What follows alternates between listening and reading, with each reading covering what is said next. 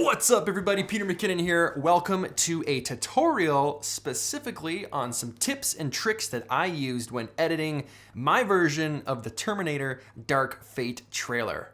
Bam, one take, that was great.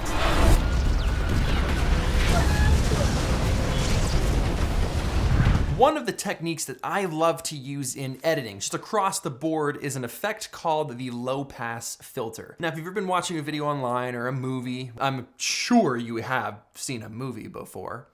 When someone dives underwater and then the music changes and it sounds muffled. Or you hear a conversation in another room and it sounds muffled. And then the door opens and the audio comes back, or someone has headphones on and they lift up a headphone and the music comes back. Those things are accomplished using a low pass filter. So with this particular scene in the Dark Fate trailer, when our main character is wielding this epic chain,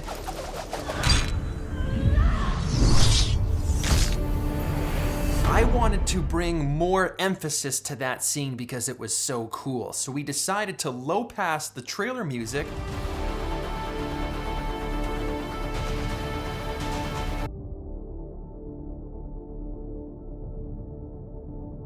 during that specific section, ramp up the sound effects to really dial in focus to the epicness that is her just being a savage with this chain. So to do that, all you're gonna have to do is type in low pass in the effects panel, choose that effect, drag it onto the section that you want it to affect and low pass. Then you're able to change these settings to get the desired sound that you want. Then you can throw some constant power fades at the front and the back of that to just kind of ease it into the low pass and ease it back out. And it's a very simple effect that makes a massive difference in your videos. That's the low pass. I hope you check it out. Thanks so much for tuning in, and we'll see you in the next one.